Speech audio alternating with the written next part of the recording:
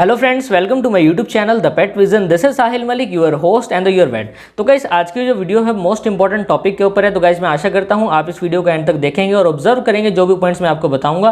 Because guys, आज की जो वीडियो है वो एक कॉमन एक टॉपिक के ऊपर है जिसे हम स्पेशलिटी के अंदर भी इंक्लूड कर सकते हैं।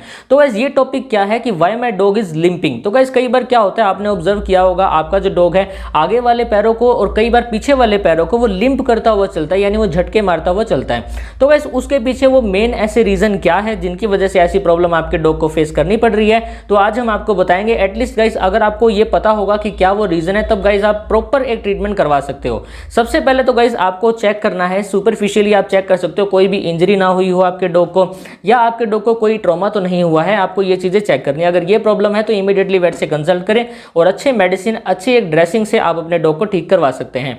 दूसरा पॉइंट आता है गाइस, एक डीप ट्रॉमा भी हो सकता है, यानी जो बोन के अंदर हो सकता है या कार्टिलेज के अंदर हो सकता है, या कुछ ऐसे सेल्स या टिश्यू भी डैमेज हो सकते हैं जिसकी वजह से डीप इंजरी हो सकती है या ट्रॉमा हो सकता है।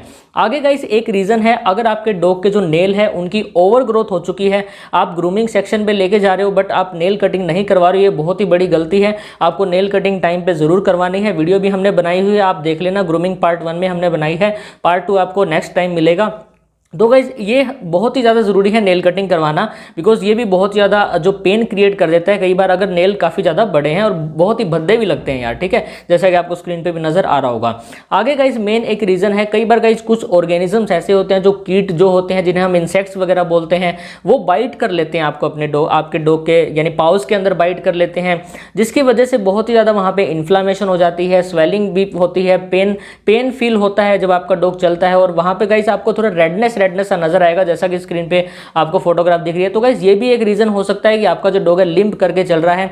आगे गाइस, ये होता है कि कई बार आपका डॉग, जैसे आप वॉकिंग वगैरह करवाने लेके जाते हो, तो उसके जो पाउच के अंदर कई बार कोई कंकर, कोई भी कांटा वगैरह जो होता है, यानी जो लकड़ी के भी होते हैं, या कुछ ऐसी चीज़ लग गई है जो उसे बहुत ही पेन करवा रही है, तो गाइस ये इशू हो सकता है।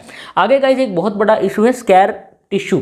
अब गाइस, कई बार क्या होता है, कई बार जैसे कुछ घाव वगैरह हो जाते हैं, तो गाइस वहाँ का जो टिश्यू है, वहाँ की जो लेयर है बहुत ही डिस्टर्ब हो जाती है। तो गाइस, कई बार क्या होता है, आपके डॉग की जो हैबिट होती है लिकिंग करने की और उसकी इरिटेट करने की, या सॉरी इचिंग करने की, तो गाइस वो जो पार्ट है उसको इरिटेट करेगा, तभी वो वहाँ पे इचिंग करेगा, तो ये प्रॉब्लम आ सकती है। आपका जो डॉग है प्रॉब्लम क्रिएट कर सकता है। आपको इसके बारे में भी ध्यान में रखना बहुत ज़्यादा जरूरी है। एक होता है गाइस ओस्टियोआर्थराइटिस। ओस्टियोआर्थराइटिस क्या होता है, यानी बोन के अंदर अगर कुछ प्रॉब्लम हो जा रही है, अर्थराइटिस हम बोलते हैं गाइस इन्फ्लामेशन ऑफ जॉइंट्स। अगर जॉइंट में उसके प्रॉब्लम है या किसी भी ऐसे बोन के पार्ट में प्रॉब्लम है, जो टार्सल्स वगैरह होती हैं, तो गाइस इनके अंदर अगर प्रॉब्लम आ रही है, तब भी आपका जो डॉग है लिंपिंग कर सकता है। अगर गाइस एक छोटे बच्चों के अंदर, छोटे पपीज के अंदर ये प्रॉब्लम देखी होगी आपने, रिकेट्स की प्रॉब्लम आ जाती है, जो कैल्शियम, फास्फोरस और विटामिन डी की डेफिशिएंसी की वजह से होती है।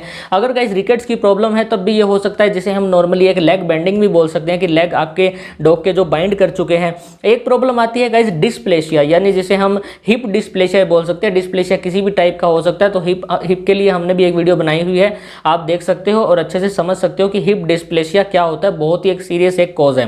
तो गाइस, अगर डिस्प्लेशिया भी है तब इसके अंदर भी प्रॉब्लम हो सकती है, बिकॉज गाइस इसके अंदर ये जॉइंट के साथ अटैच होते हैं, तो वहीं से अगर प्रॉब्लम होगी तो आपका जो डॉग है लिंपिंग तो करना एक आम बात है, लिंपिंग जरूर करेगा आपका डॉग। अगर गाइस आपके डॉग के कार्टिलेज कट फट गए हैं, यानी उनमें किसी भी टाइप का क्रैक आ गया है, उनमें बहुत ही पेन हो रहा है, वहां की जो लेयर है डैमेज हो चुकी है, तब भी ऐसी प्रॉब्लम आ सकती है। अगर आपके डॉग को फ्रैक्चर है, यानी बोन टूट गई है, तब भी ये प्रॉब्लम हो सकती है। अगर आपका डॉग किसी भी स्पाइनल कॉर्ड डिजीज से सफर कर रहा है, तो पूरी बॉडी ही, उसका स्पाइनल सिस्टम ही पूरा डैमेज होने की कगार पे पहुंच जाता है। तो गाइस, ये भी आपको ध्यान में जरूर रखना है। तो गाइस, आज की जो हमने वीडियो बनाई है बहुत ही एक बेसिक एक टॉपिक के ऊपर है, और जितने पॉइंट हमने कवर करने की कोशिश की है, यानी ज़्यादा से ज़्यादा जो सीरियस भी हो सकते हैं वो हमने कवर किए हैं। तो गाइस, मैं आशा करता हूँ आज की जो हमने वीडियो बनाई है आपके लिए यूजफुल रही होगी। तो गाइस, अगर हम इसके ट्रीटमेंट के बारे में बताएं कि अगर आपके जो डॉग के जो पैर हैं वो हिल रहे हैं तो क्या करें, सबसे पहले तो गाइस जितना भी मैंने आपको ये सिम्टम्स बताए हैं, पहले इनको ऑब्जर्व कीजिए, उनके बेस पे ही ट्रीटमेंट होता है। बिकॉज गाइस ऐसे हम कहीं ऐसे ट्रीटमेंट बता नहीं सकते, बिकॉज बहुत सारे रीजन हो सकते हैं लिंपिंग करने के, जैसा कि मैंने आपको बताया, तो उसके बेस पे ही आपको ट्रीटमेंट करवाना है। अगर इनमें से कोई भी प्रॉब्लम आ रही है तो नियर बाय वेट से कंसल्ट करें, उनको बताएं, अच्छे से गाइडेंस लेके आप ट्रीटमेंट करवाएं, आपके डॉग का ट्रीटमेंट हो जाएगा, आपको भी बहुत बहुत ही ज़्यादा खुशी होगी, बिकॉज गाइज ये जो प्रॉब्लम होती है बहुत ही ज़्यादा एक डेंजरस ही हो जाती है। कई बार डॉग बहुत ही ज़्यादा इंजर्ड हो जाता है, बहुत ही प्रॉब्लम हो जाती है। आप गाइज डॉग पालते हो, डॉग हमारे बच्चे की तरह होता है, हम अपने इतना प्यार दिखाते हैं डॉग के लिए, बट गाइज अगर हम उसका ट्रीटमेंट नहीं करवाने तो ये बहुत ही ज़्यादा गलत बात है। और गाइज आपको स्पेशली मैं एडिशनली एक बात बताना चाहता हूँ, आपको अपने डॉग की डाइट में कैल्शियम मल्टीविटामिन ज़रूर ऐड करने हैं जब वो ग्रोइंग स्टेज में हो।